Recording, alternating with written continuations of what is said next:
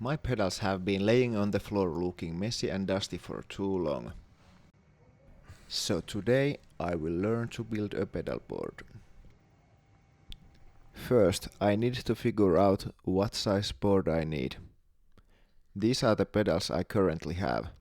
I have always wanted a wah-wah or volume pedal, so this feels like a good time to get one. After playing around, this is the most compact way to arrange my pedals. It's about 45 by 30 centimeters. Let's see what I've got for this project. Harley Benton SpaceShip 40, hot on sole press 2 and some flat patch cables. Let's start by unboxing the board. I went with this board because it is the size I wanted, it has received good reviews and it was reasonably priced.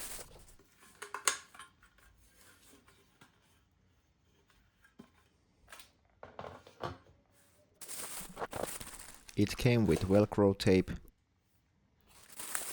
rubber bands for power supply installation,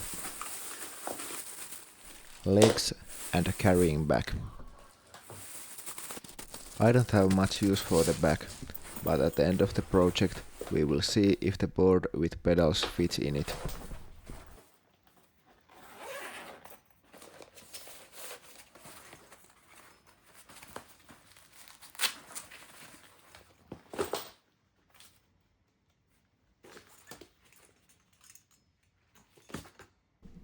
Sole Press 2 combines a wah and a volume pedal, so it is just what I needed.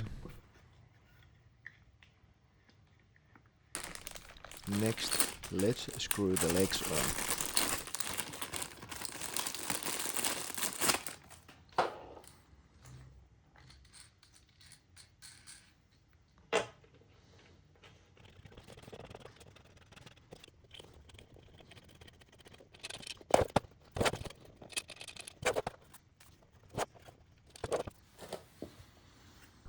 I wanted to test out the power supply installation.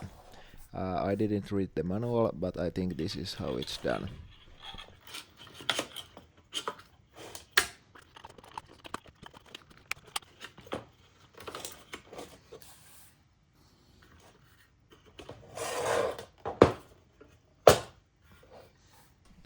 Let's see if the pedals fit on the board as I planned. The bottom row is pretty tight, so I am glad I bought those flat-headed patch cables. Then let's connect pedals with patch cables.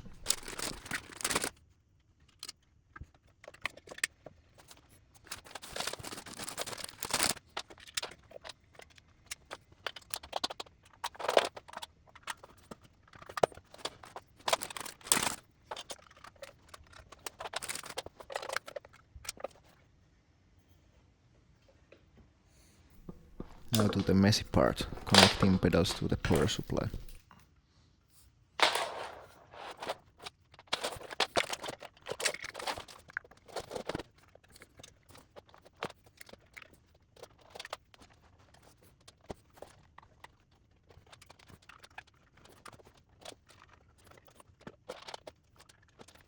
I had only one problem. The patch cable between the tuner and octave pedal was too short, because a straight power supply cable was blocking them.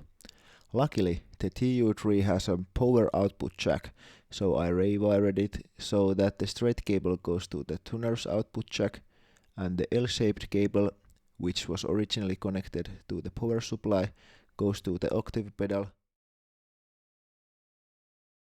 It's much better now.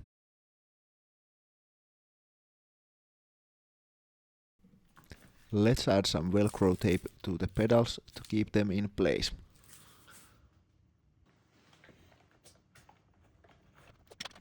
Small pieces on the top and bottom should be more than enough.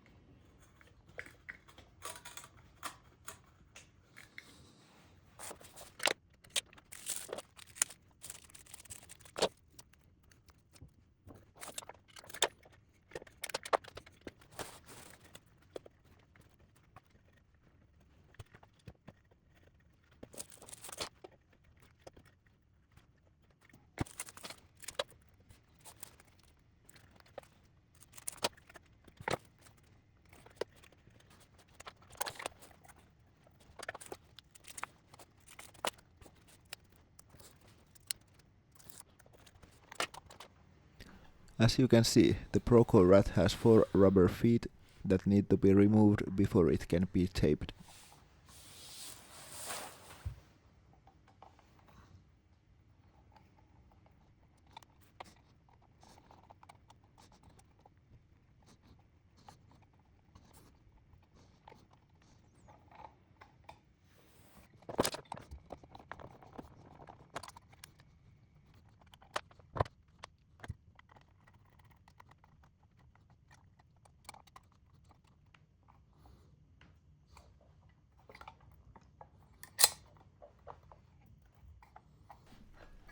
Now we can continue taping.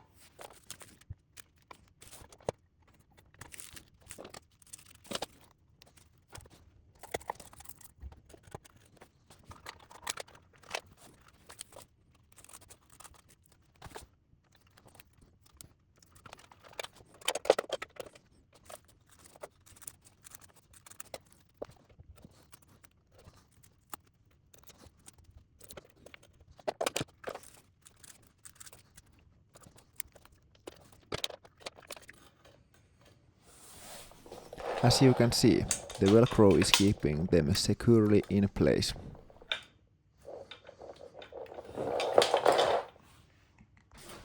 Next, we will connect the patch cables.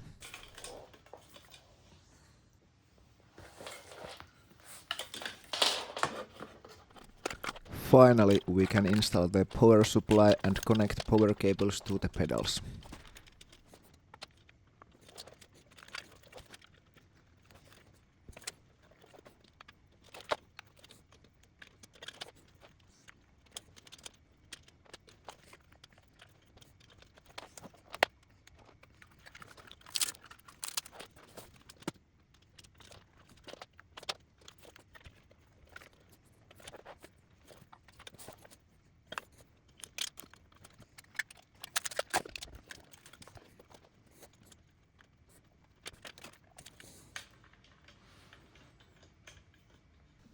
To tidy things up, I will add these self-adhesive mounts to the board and use chip ties to secure the cables in place.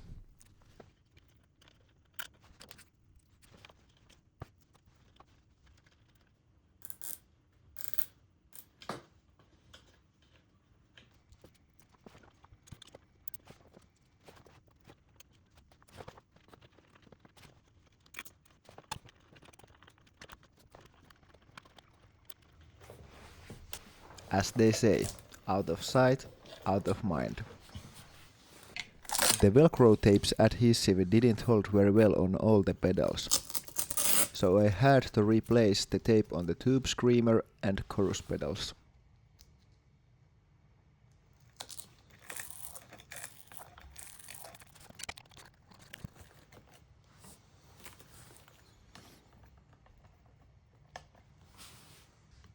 I also had to add pieces of Velcro to the top of the rat to keep it in place.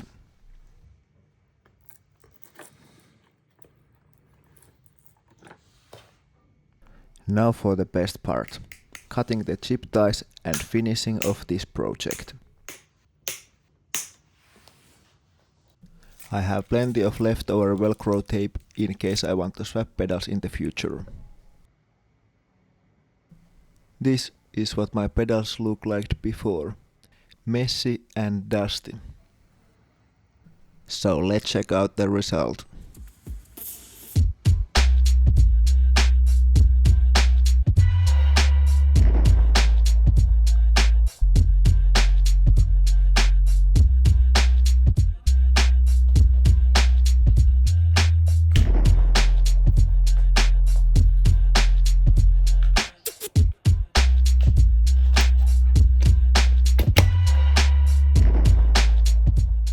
You might be wondering about the purpose of this board. I'm a proud bedroom guitarist, so I usually find chords for songs I like, build a basic backing track for them, and then play melody or lead over it. Enjoy!